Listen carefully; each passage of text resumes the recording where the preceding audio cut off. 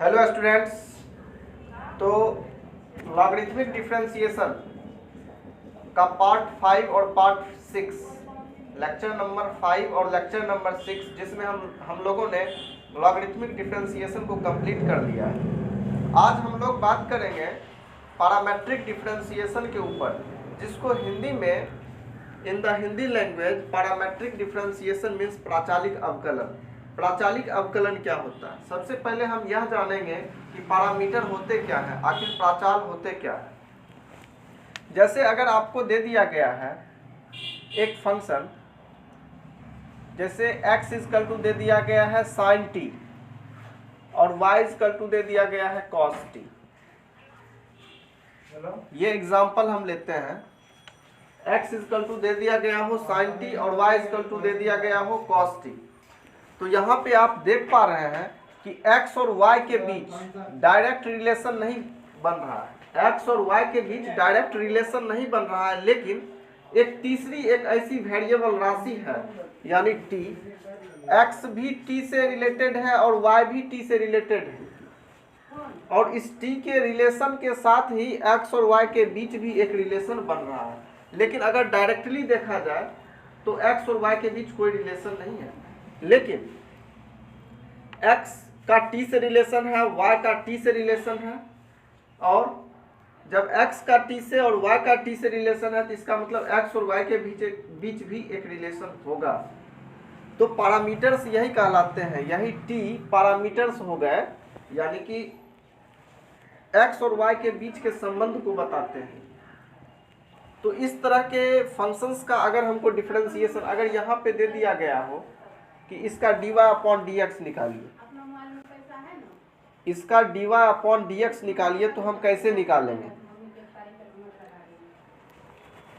तो सबसे पहले आपको x को भी t के रिस्पेक्ट में डिफरेंशिएट करना होगा और y को भी t के रिस्पेक्ट में डिफरेंशिएट करना होगा।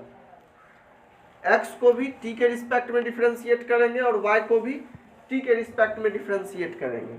यानी सबसे पहले निकालना होगा आपको dx अपॉन dt। तो sin t का निकालिए, यानी x के जगह अगर sin t हम रखते हैं तो sin t का अगर हम निकालें तो क्या हो जाएगा? cos t। उसी तरह से dy अपॉन dt जब हम निकालेंगे तो क्या हो जाएगा? cos t का माइनस sin t। और अगर हम dy अपॉन dx निकालें तो क्या हो जाएगा? dy अपॉन dt बट्टे dx upon dt। dy upon dt कितना दिया गया है? माइनस साइन टी अपॉन ये dx अपॉन dt कितना है? cos t। यहाँ से देखिए, लुक एट हियर, तो कंप्लीटली ये हमारा माइनस टेन टी के इक्वल हो जाएगा। This is our required answer और differential coefficient of this function. तो यहाँ पे पैरामीटर का मीन्स यही होता है कि डायरेक्टली रिलेशन दोनों फंक्शंस में नहीं होते हैं बल्कि इनडायरेक्ट होते हैं। जैसे x और y के बीच यहाँ इनडायरेक्ट रूप से यानी रिलेशन बन रहा है, x का t के साथ बन रहा है, y का t के साथ बन रहा है। तो x और y जब t से रिलेटेड है तो इसका मतलब x और y भी आपस में रिलेटेड होंगे। नेक्स्ट क्वेश्चन लेते हैं इसी के आधार पे।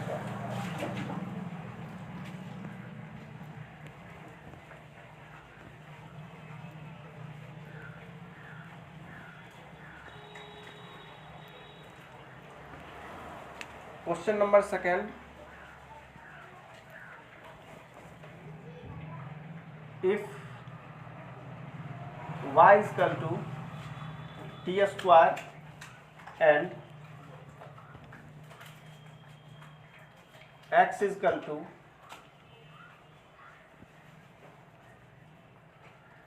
3t तो dy upon dx equal to y। इसको कैसे बनाएंगे? ये भी सो सिंपल, उसी तरह से हम बनाएंगे। सबसे पहले निकाल दीजिए यहाँ dy अपॉन dt। t पर डिपेंड कर रहा है या t के रूप में फंक्शन है तो हम t के आधार पे इसको डिफरेंशिएट कर सकते हैं। तो dy अपॉन dt निकाल ले तो ये 2t हो जाएगा। फिर यहाँ से dx अपॉन dt निकालें तो यह 3 हो जाएगा, बड़ा करके लिख देते हैं, ये 3 हो गया। ठीक है, अब यहाँ से अगर हम dy अपॉन dx निकालें तो ये हमारा dy upon dt dx upon dt के इक्वल हो जाएगा।